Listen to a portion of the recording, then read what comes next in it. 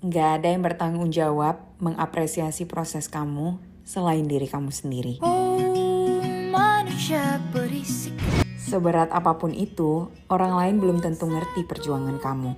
Karena kamu yang jalanin, jadi yang harus apresiasi proses dan menghargai diri sendiri, ya diri kamu sendiri. Terima kasih diri ini yang mau diajak berjuang, yang mau diajak jatuh bangun, yang mau diajak bersusah payah mewujudkan mimpi-mimpi.